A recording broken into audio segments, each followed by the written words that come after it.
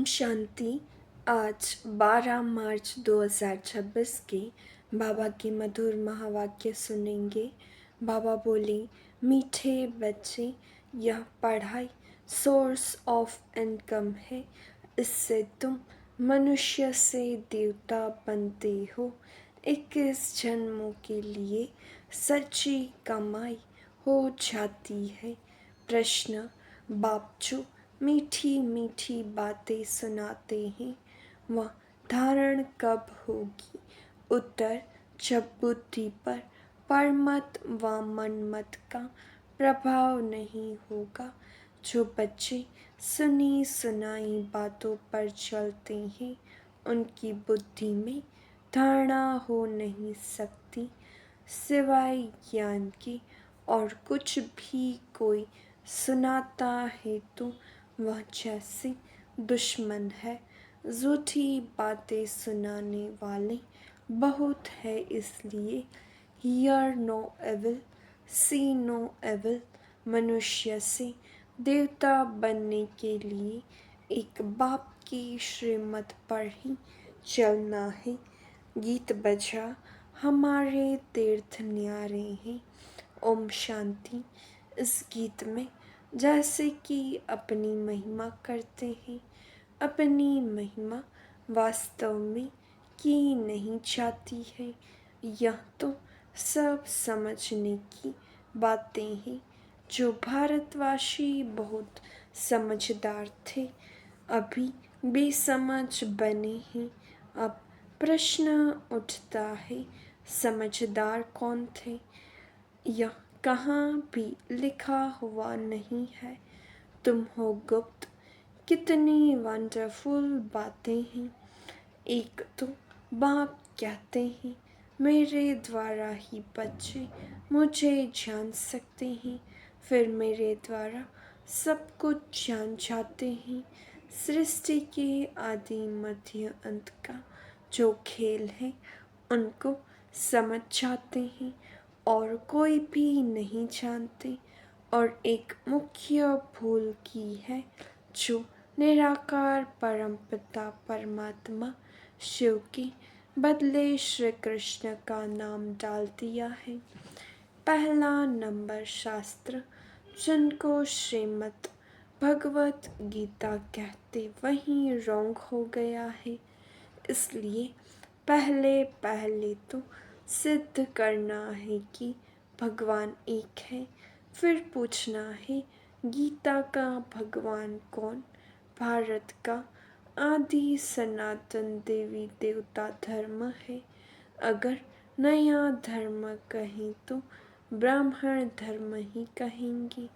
पहले चोटी है ब्राह्मण, फिर देवताएं।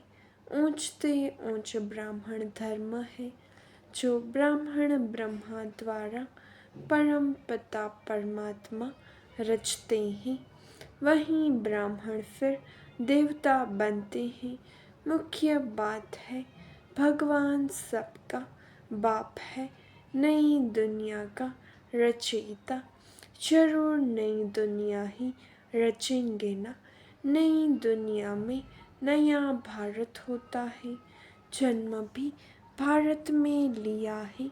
भारत को ही स्वर्ग बना रहे हैं। ब्रह्मा द्वारा तुमको अपना बनाकर फिर पढ़ाते हैं मनुष्य से देवता बनाने। पहले तुम शूद्र वर्ण के थे, फिर आए ब्राह्मण वर्ण में, फिर देवी वर्ण में। पीछे वृद्धि होती रहती है। एक धर्म से अनेक धर्म हो जाते हैं। टाल टालियाँ भी सब धर्मों की बन जाती है। हर एक धर्म से निकलती है। 3 ट्यूब्स होती है ना, यह है मुख्य। हर एक से अपनी अपनी शाखाएं निकलती है। मुख्य है फाउंडेशन, फिर 3 ट्यूब्स हैं मुख्य। थूर है आदि सनातन देवी देवता धर्म का जो अभी सब राजयोग सीख रहे हो। दिलवाड़ा मंदिर बड़ा अच्छा बना हुआ है, उनमें सारी समझानी है। बच्चे यहाँ बैठे हैं, कल पहले भी तुमने राज्यों की तपस्या की थी, जैसे क्राइस्ट का यादगार क्रिश्चियन देश में है, वैसे तुम बच्चों ने यहाँ तपस्या की है, तब तुम्हारा भी यादगार यहाँ है बड़ा सहज, परंतु कोई भी जानते नहीं है। सन्यासी लोग तो कह देते हैं यह सब कल्पना है, जैसी जो कल्पना करे। तुम्हारे लिए भी कहते हैं यह चित्र आदि सब कल्पना से बनाए हैं। जब तक बाप को जाने कल्पना ही समझते हैं। नॉलेजफुल तो एक बाप है ना, तो मुख्य है बाप का परिचय देना। वह बाप स्वर्ग का वर्षा देते हैं, कल पहले भी दिया था, फिर 84 जन्म लेना पड़े। भारतवासियों के ही 84 जन्म होते हैं, फिर संगम युग पर बाप आकर राजधानी की स्थापना करते हैं। तुम बच्चों ने बाप द्वारा समझा है, जब अच्छी रीति समझे, बुद्धि में बैठे, तब खुशी भी रहे। यह पढ़ाई बड़ी सोर्स ऑफ इनकम है, पढ़ाई से ही मनुष्य बैरिस्टर आदि बनते हैं, लेकिन यह पढ़ाई मनुष्य से देवता बनने की है। प्राप्ति कितनी भारी है, इन जैसी प्राप्ति कोई करा न सके। ग्रंथ में गाया हुआ है, मनुष्य से देवता किए करत न लागी वार, परंतु मनुष्य की बुद्धि चलती नहीं। जरूर वह देवी देवता धर्म प्रायः लोप हो गया है। तब तो लिखते हैं मनुष्य से देवता बने, देवताएं सतयुग में थे, उन्हों को जरूर भगवान ने संगम पर रचा होगा। कैसे रचा यह नहीं जानते। गुरु नानक ने भी परमात्मा की महिमा गाई है, उन जैसी महिमा कोई ने नहीं गाई है, इसलिए ग्रंथ को भारत में पढ़ते हैं। गुरु नानक का कलयुग में अवतार होता है, वह है धर्म स्थापक। राजाई तो पीछे हुई है, बाप ने तो यह देवी देवता धर्म स्थापन किया है। वास्तव में नई दुनिया ब्राह्मणों की ही कहें, चोटी भल ब्राह्मणों की है, परंतु राजधानी देवी देवताओं से शुरू होती है। तुम ब्राह्मण रचे हुए हो, तुम्हारी राजधानी नहीं है, तुम अपने लिए राजधानी स्थापन करते हो। बड़ी वंडरफुल बातें हैं। मनुष्य तो कुछ नहीं जानते हैं, पहले पहले अपने को मालूम हुआ तो अपने द्वारा दूसरों को मालूम होता है। तुम शूद्र से ब्राह्मण बने हो, ब्रह्मा को भी अभी बाप द्वारा मालूम पड़ता है। एक को बताया तो बच्चों को भी बताना होता है, उनके तन द्वारा तुम बच्चों को बैठ समझाते हैं। यह है अनुभव की बातें, शास्त्रों से तो कोई कुछ भी समझ न सकी। बाप कहते हैं सारे कल्प में एक ही बार में ऐसे ही आकर समझाता हूँ, और अनेक धर्मों का विनाश एक धर्म की स्थापना कराता हूँ। यह 5000 वर्ष का खेल है, तुम बच्चे जानते हो। हमने 84 जन्म लिए हैं, विष्णु की नाभि से ब्रह्मा दिखाते हैं। ब्रह्मा और विष्णु यह किसके बच्चे हैं? दोनों बच्चे ठहरे शिव के। वह है रचयिता, वह रचना। इन बातों को कोई समझ न सके, बिल्कुल नई बात है। बाबा भी कहते हैं यह नई बातें हैं, कोई शास्त्रों में यह बातें हो न सकी। ज्ञान का सागर बाप है, वहीं गीता का भगवान है। भक्ति मार्ग में शिव जयंती भी मनाते हैं। सतयुग त्रेता में नहीं मनाते, तो जरूर संगम पर ही आते होंगे। यह बातें तुम समझते जाते हो और समझाते रहते हो। जो समझाने वाले बाप की महिमा है, वह बच्चों की होनी चाहिए।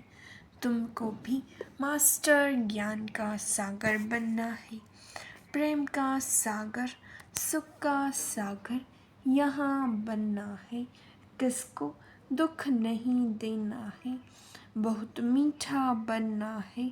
तुम जो कड़वे एकदम जहर मिसल थे, सो तुम वाइसलेस ब्राह्मण बन रहे हो, ईश्वर की संतान बन रहे हो।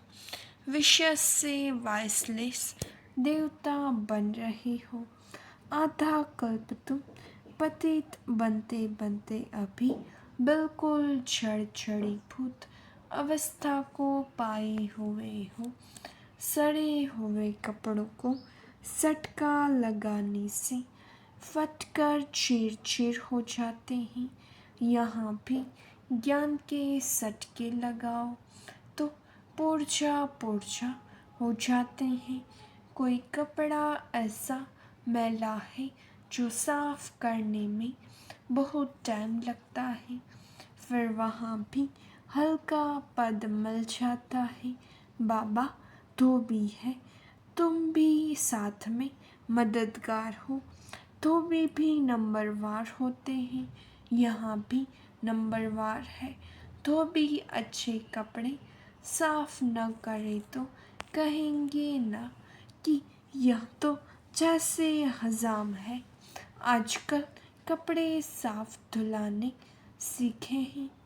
आगे गाँवों में तो बहुत मैले कपड़े धुलाई होते थे। यह हुनर भी बाहर वालों से आया है। बाहर वाले कुछ इज्जत देते हैं, पैसे आदि की मदद करते हैं, जानते हैं यह बहुत बड़ी बिरादरी वाले हैं। अब नीचे गिरे हैं, गिरने वालों पर तरस पड़ता है ना। बाप कहते हैं तुमको कितना धनवान बनाया था, माया ने क्या हालत कर दी है। तुम अभी समझते हो हम विजय माला के थे, फिर 84 जन्म ले क्या जाकर बने हैं। वंडर है ना, तुम समझा सकते हो। तुम भारतवासी तो स्वर्गवासी थे। भारत ही स्वर्ग था, फिर नीचे गिरते गिरते नरकवासी भी बनना पड़े। अब बाप कहते हैं पवित्र बन स्वर्गवासी बनो। मन मना भव शिव भगवान उवाच मामेकम। याद करो, याद की यात्रा से तुम्हारे सब पाप नष्ट हो जाएंगे। शास्त्रों में लिखा है श्री कृष्ण ने भगाया पटरानी बनाने। तुम सब पढ़ रहे हो, पटरानी बन रही हो, परंतु इन बातों को कोई समझ नहीं सकते हैं। अब बाप ने आकर बच्चों को समझाया है। बाप कहते हैं मैं कल्प कल्प तुमको समझाने आता हूँ, तो पहले भगवान एक है यह सिद्ध कर फिर बताओ। गीता का भगवान कौन है? राजयोग किसने सिखाया? भगवान ही ब्रह्मा द्वारा स्थापना कराते हैं और विनाश फिर पालना कराते हैं। यह जो ब्राह्मण है वही फिर देवता बनते हैं। यह बातें भी समझ में उन्हों को आएगी जिन्होंने कल पहले समझा है। सेकंड बाय सेकंड जो हुआ इस समय तक समझेंगे। ड्रामा में तुम्हें बहुत पुरुषार्थ करना है। यह तो बच्चे समझते हैं। अभी हमारी वह अवस्था नहीं हुई है। टाइम लगेगा। कर्मातीत अवस्था हो जाए तो फिर सब नंबर 1 पास हो जाए। फिर तो लड़ाई भी लग जाती। आपस में खिटपिट चलती ही रहेगी। तुम जानते हो जहाँ तहाँ देखो लड़ने की तैयारियाँ कर रहे हैं। सब तरफ तैयारियाँ कर रहे हैं। तुमने जो कुछ दिव्य दृष्टि से देखा है वह फिर इन आँखों से देखना है। विनाश का साक्षात्कार किया है फिर वैसे आँखों से देखेंगे। स्थापना का भी साक्षात्कार किया है फिर प्रैक्टिकल में राजाई भी देखेंगे। तुम बच्चों को तो बहुत खुशी होनी चाहिए। यह तो पुराना तन है। योग से आत्मा पवित्र बन जाएगी। फिर यह पुराना शरीर भी छोड़ना है। 84 जन्मों का चक्र पूरा होता है। फिर जरूर सबको नए शरीर मिलेंगे। यह भी समझने की बहुत सहज बातें हैं। समझा भी सकते हैं। कलयुग के बाद सतयुग जरूर होगा। अनेक धर्मों का विनाश जरूर होगा। फिर आदि सनातन देवी देवता धर्म की स्थापना अर्थ बाप को आना पड़े। अभी तुम ब्राह्मण बने हो। देवता बनने के लिए दूसरे कोई हो न सके। तुम जानते हो हम शिव बाबा के बने हैं। शिव बाबा हमको वर्षा दे रहे हैं। शिव जयंती माना ही भारत को वर्षा मिला। शिव बाबा आया क्या आकर किया। इस्लामी बौद्धि आदि ने तो आकर अपना धर्म स्थापन किया। बाप ने आकर क्या किया। जरूर स्वर्ग की स्थापना की। कैसे स्थापना की कैसे स्थापना होती है सो तुम अभी जानते हो। फिर सतयुग में यह सब भूल जाएंगी। यह भी समझते हो 21 जन्मों का वर्षा अभी हम ले लेते हैं। यह ड्रामा में नोंद है। फल वहाँ समझेंगे। यह बाप है यह बच्चा है। बच्चे को वर्षा मिलता है परंतु यह प्रारब्ध है। अभी की सच्ची कमाई कर 21 जन्मों के लिए तुम वर्षा अभी पा रहे हो। 84 जन्म तो लेने ही है। सतो प्रधान से फिर सतो रजो तमो में आएंगी। यह अच्छी रीति याद करने से फिर खुशी में भी रहेंगे। समझाने में बड़ी मेहनत लगती है। जब समझ जाते हैं तो उनको बड़ी खुशी होती है। जो बच्चे अच्छी रीति समझते हैं वह फिर बहुतों को समझाते रहते हैं। कांटों को फूल बनाते रहते हैं। यही बेहद की पढ़ाई वर्षा भी बेहद का मिलता है। फिर इसमें त्याग भी बेहद का है। गृहस्थ व्यवहार में रहते सारी दुनिया का त्याग करना है। क्योंकि तुम जानते हो यह पुरानी दुनिया खत्म होनी है। अब नई दुनिया में जाना है, इसलिए बेहद का संन्यास कराते हैं। सन्यासियों का है हद का संन्यास और उनका है हठ योग। इसमें हठ की बात नहीं रहती, यह तो पढ़ाई है। पाठशाला में पढ़ना है मनुष्य से देवता बनने के लिए। शिव भगवान उवाच श्री कृष्ण हो न सके, उनको हेवनली गॉड फादर नहीं कहेंगे, हेवनली प्रिंस कहेंगे। तो कितनी मीठी मीठी बातें समझने और धारण करने की है। देवी लक्षण भी चाहिए, कभी भी सुनी सुनाई बातों पर नहीं लगना चाहिए। व्यास की लिखी हुई बातों पर लगते लगते बुरी गति हुई ना, सिवाय ज्ञान के और कुछ सुनाते हैं तो समझो यह हमारा दुश्मन है, दुर्गति में ले जाते हैं। कभी भी परमत पर नहीं लगना चाहिए, मनमत परमत पर चलना तो यह मरा बाप समझाते रहते हैं। झूठी बातें बोलने वाले तो बहुत है, तुमको बाप से ही सुनना है। Hear no evil, see no evil.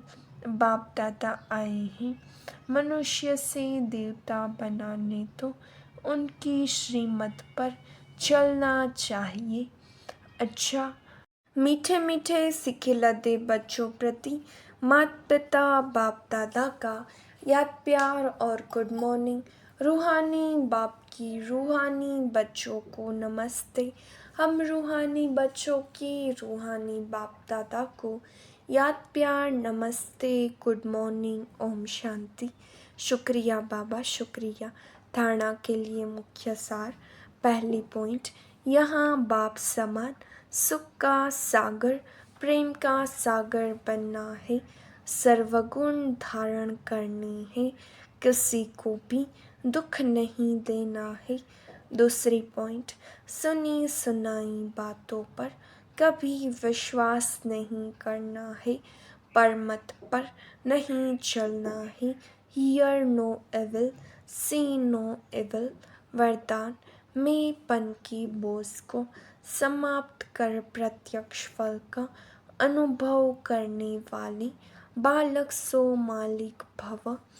जब किसी भी प्रकार का मैंपन आता है तो बोझ सिर पर आ जाता है, लेकिन जब बाप ऑफर कर रहे हैं कि सब बोझ मुझे दे दो, आप सिर्फ नाचो उड़ो, फिर यह क्वेश्चन क्योंकि सर्विस कैसे होगी, भाषण कैसे करेंगी, आप सिर्फ निमित्त समझकर कनेक्शन पावर हाउस से छोड़कर बैठ जाओ। दिल से कष्ट नहीं बनो तो बाप दादा सब कुछ स्वतः करा देंगे। बालक सो मालिक समझकर श्रेष्ठ स्टेज पर स्थित रहो तो प्रत्यक्ष फल की अनुभूति करते रहेंगे। स्लोगन, ज्ञान दान के साथ साथ गुणदान करो तो सफलता मिलती रहेगी। अव्यक्त इशारे, निश्चय के फाउंडेशन को मजबूत कर सदा निर्भय और निश्चिंत रहो। कैसी भी कड़ी परिस्थिति हो, लेकिन खेल समझने से कड़ी समस्या भी हल्की बन जाती है।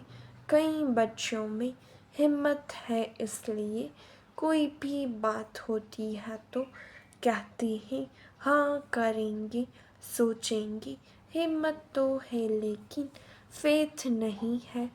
फेथफुल के बोल ऐसे नहीं होते। फेथफुल का अर्थ ही है मन वचन कर्म, हर बात में निश्चय बुद्धि। उनके मुख से कभी हिम्मतहीन बनाने वाले शब्द नहीं निकल सकते। अच्छा, ओम शांति।